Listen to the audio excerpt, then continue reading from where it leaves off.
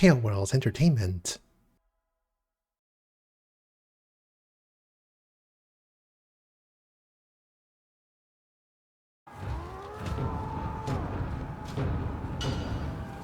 Well, I got Bannerlord. It was on sale. And frankly, I've been liking it a lot. I've actually been playing a separate file where I was playing as a Vlandian. But I also fumbled around a lot because I had no idea what I was doing. So for this stream, I'm going to start a new campaign. And we'll see how that goes. Maybe let me just check my keybinds because sometimes I forget what all these buttons do.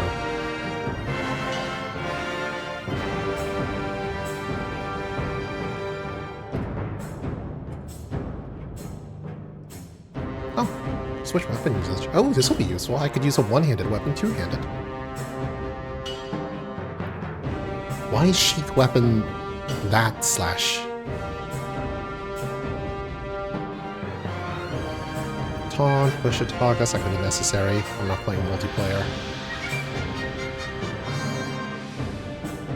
Quick save, resume time, menu shortcuts.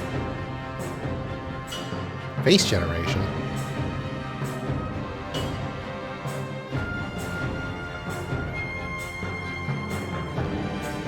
Yeah, I don't think I'm going to need most of these buttons.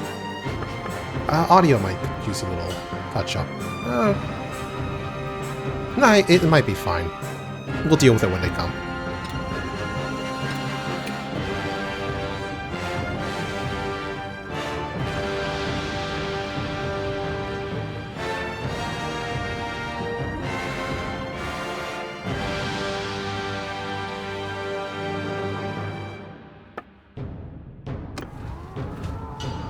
And anyway,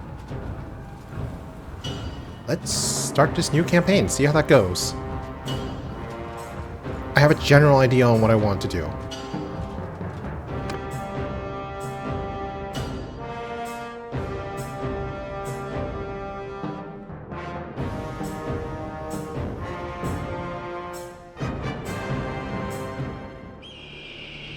For 500 years, the Calradian Empire dominated the continent. Ooh, backstory. Its armies scattered foes before them. The strongholds of proud tribes crumbled beneath its engines of war. From the forests of the north to the wastes of the south, all was brought beneath the standard of their legions. Brutal as the conquest was, the wise agreed that it brought peace. The land, now untroubled by armies, grew rich. But empires, like men, grow old. Leaders lose a common cause. Corruption spreads. Old enemies learn the Empire's tricks and devise new ones of their own. Until one day, the bonds holding the Empire snap. Then comes the Civil War, pitting all against all. A time of hatred. A time of suffering. But also, even in the worst hours, a time of courage and defiance.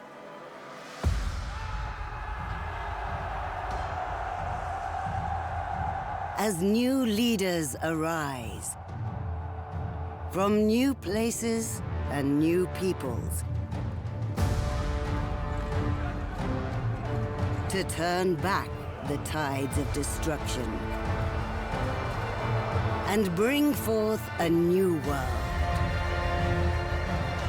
from the ashes of the old.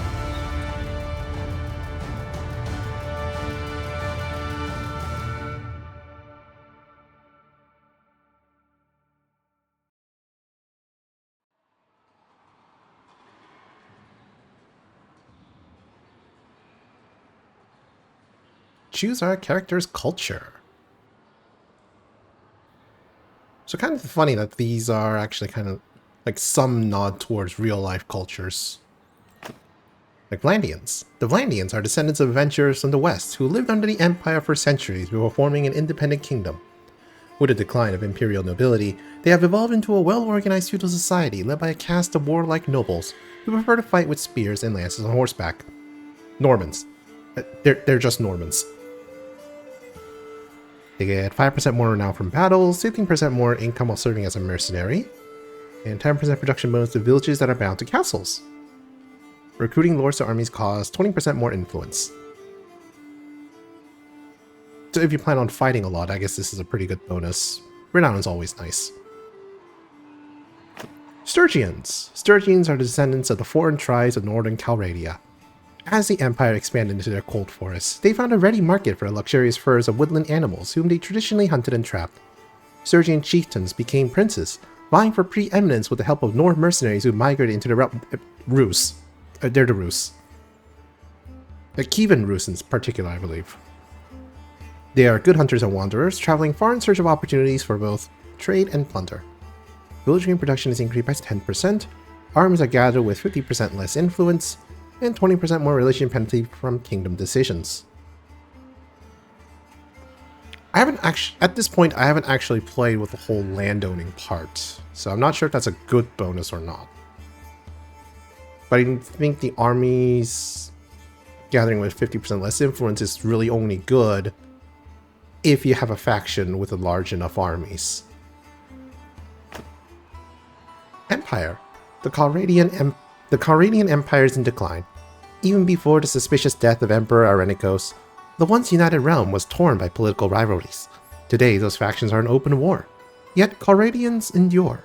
Their methodical study of defensive strategy, in which garrison cities slow down invading forces until mobile field armies can come to their rescue, helps hold their neighbors at bay. I think these guys are supposed to be Byzantines in decline, something like that. 20% less garrison troop wage, being an army brings 25% more influence, and villagers increase 20% less.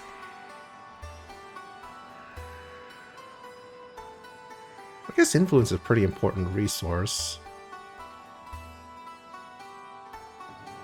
Like garrison troop wage might help you save a lot of money in the long run, but if you're having enough money to start building up your own domains, are you ever going to be starved for it? To the point where 20% less garrison is going to make a difference. I don't think this fits my playstyle. Aserai. Aserai are the inhabitants of the Nahasa Desert, a mixture of nomadic Bedouin. It literally says Bedouin. They're Middle East North African Arabs. Mixture of nomadic Bedouin and settled oasis farmers. They are famous for their horsemanship and their knowledge of the learning of many lands, especially medicine, gained from lying on some of the continent's most lucrative trade routes.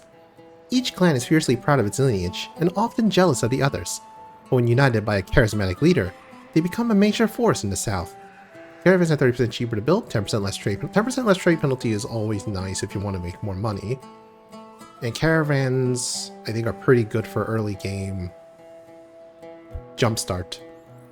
No speed penalty on desert, and daily wages of troops in the party increase by 5%.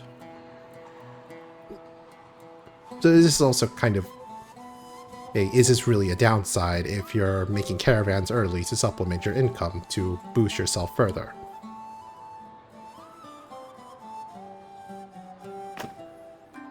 Kuzites. The Kuzite Confederation of Steppe tribes used to... It was just a steppe tribe, Turkic-Mongolic. Used to live a nomadic life, but have recently settled in the eastern frontier of the empire and are slowly transitioning into an agrarian society with permanent town centers. Despite this, they still retain many aspects of their nomadic life, including their affinity with horses. They are masters of mounted archery, shooting, and then galloping out of reach. Recruiting and updating mounted troops are 10% cheaper. 25% production bonus to horse, mule, cow, and sheep villages owned by Kuzite rulers, and 20% less tax income from towns.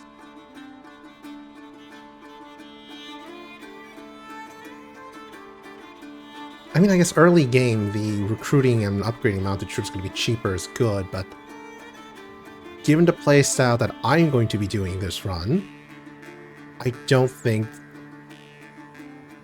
the discount is going to be necessary. Battanians. Battanians still remember the olden days when the woods stretched across northern Calradia, and the Empire and its cities had yet to violate their sanctity. The fierce warriors remained loyal to their traditional ways. They paint their faces when going to battle, and even their noblemen prefer to fight on foot, while using great axes and two-handed swords with deadly efficiency. So these are the Celts. 50% less speed penalty, and 15% sight range bonus in forests. Towns owned by Battanian rulers will have 20% chance of militias to spawn as veteran militias, and 10% slower build rate for town projects and settlements.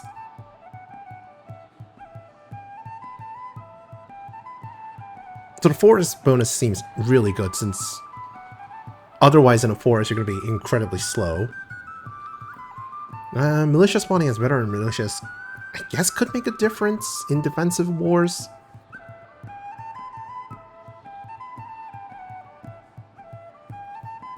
Yeah, so Battanians are pretty great. So I think for me it's either a choice between Blandians or the Battanians.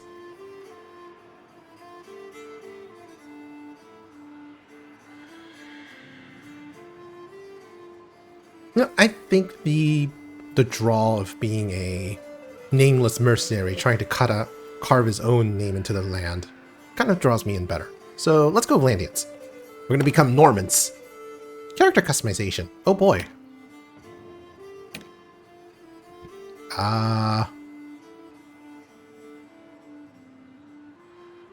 Form a ring! Warriors! Take them down! Pull back! Ladders up! Line up! At them! Footmen! Look at them run! Oh, Mo. Form a line! Halt! Close with them! Get them! Let them advance! Okay, that's pretty good. You know what? Let's make him a tall boy. I'm not sure if there's any upsides or downsides for height, but we'll take it.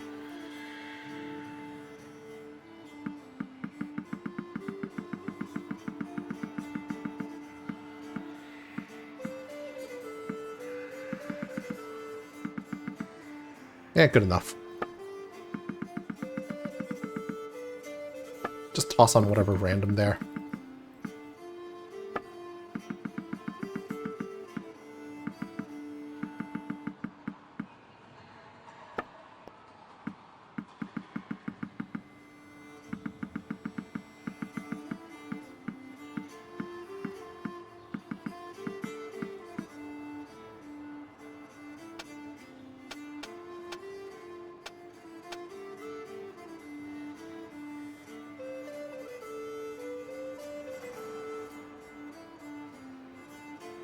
Oh, good enough, we'll take it.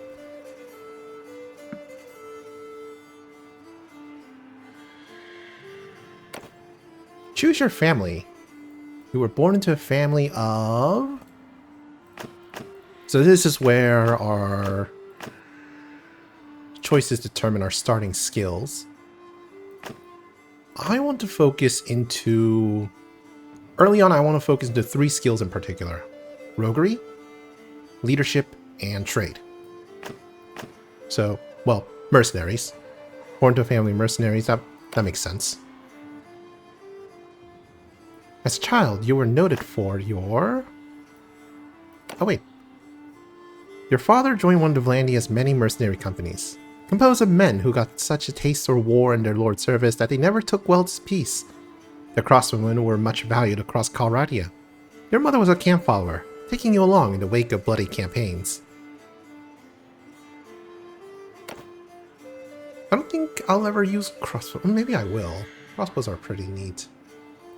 As a child, you were noted for...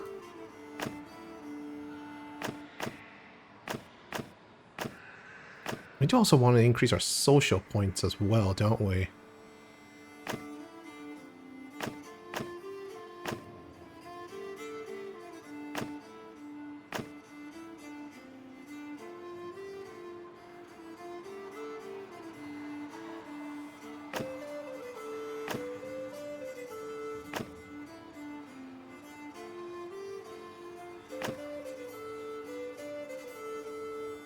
If the Wool... As a child, you were noted for your leadership skills. If the Wool Pup gang of your early childhood had an alpha, it was definitely you. All the other kids followed your lead, and you decided what to play and where to play, and what led them in games and mischief. I don't know where that extra what came from. I'm terrible at reading.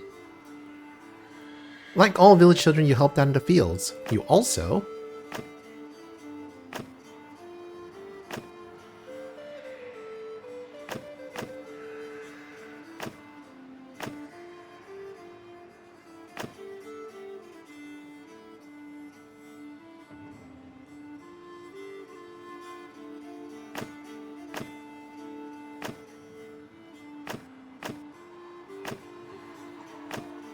hung out with the gangs in the alleys.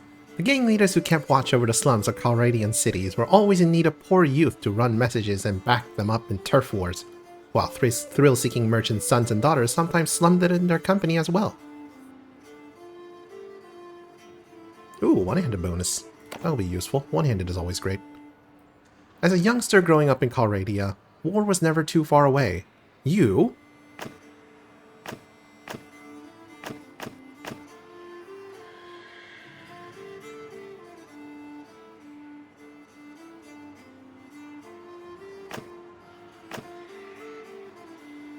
Or we could up our social a bit more.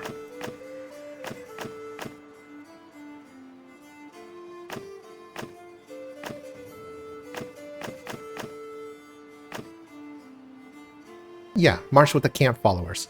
You avoided service with one of the main forces of your realm's armies, but followed instead in the train the troops' wives, lovers, and servants, and those who make their living by caring for, entertaining, or cheating the soldiery. Before you set out for a life of adventure, your biggest achievement was...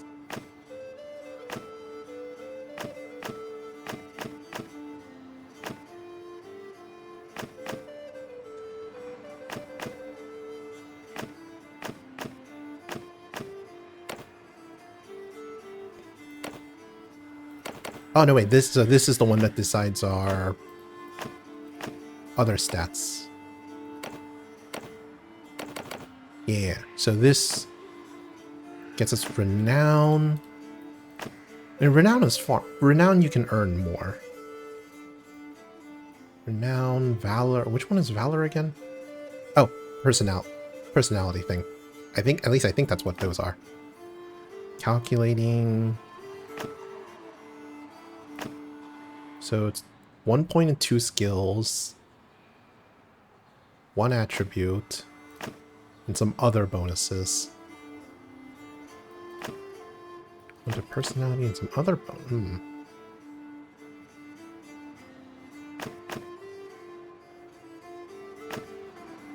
Now it's not going to be that important, is it?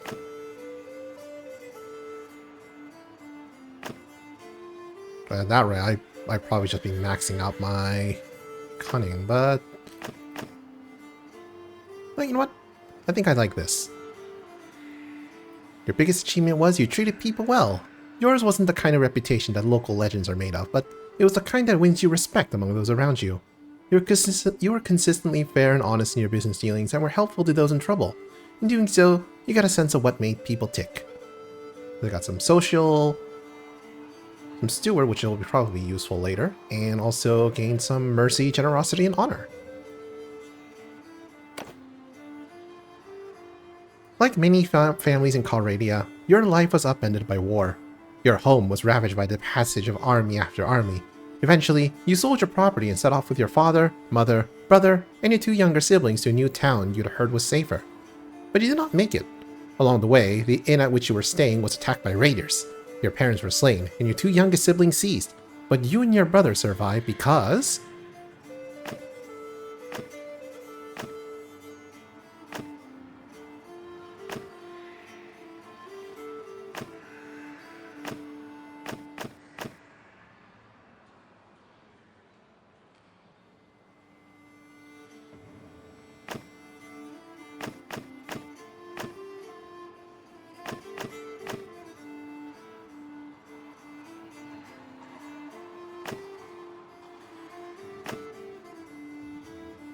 You organized the travelers to break out.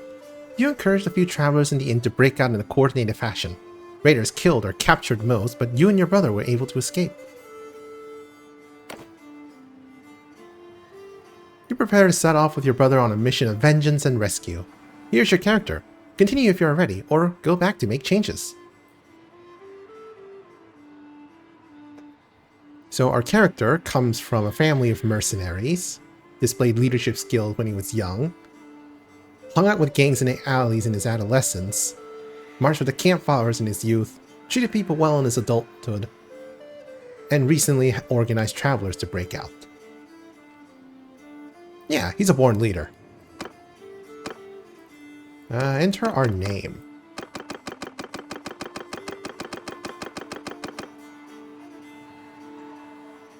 You know what? I'm going to name him after a historical figure. Who better to lead a band of ragtag groups of the unfortunate than the man named after the greatest crusader ever? At least in the First Crusade. Determine the game difficulty. Sure. Going Bannerlord when you still don't have the entirety of the game figured out. Clearly, nothing can go wrong with that. Auto clan member perks. No, we can do that later. Iron Man mode. Sure. We commit. Brother, it's been 3 days now we've been tracking those bastards. I think we're getting close. We need to think about what happens when we catch them. How are we going to rescue our brother and sister? Are we up for a fight?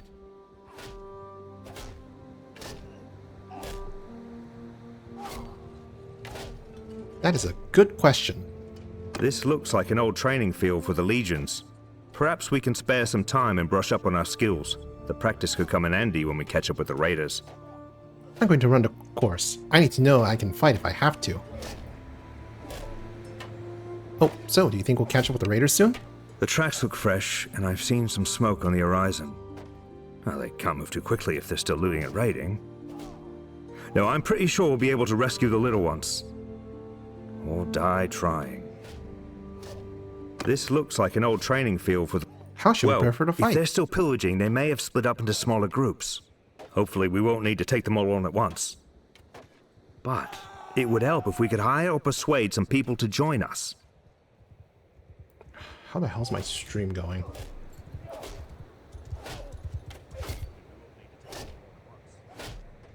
But it would help if we could hire or persuade some people to join us. How the hell's my stream going? Well, it's going. I'm just not sure if it's slow because my computer is bad, or it's slow because I'm running something else as well. People to join us. Oh great, now I'm starting to get feedback. How's my stream going? Slow because it's... Hold on a second.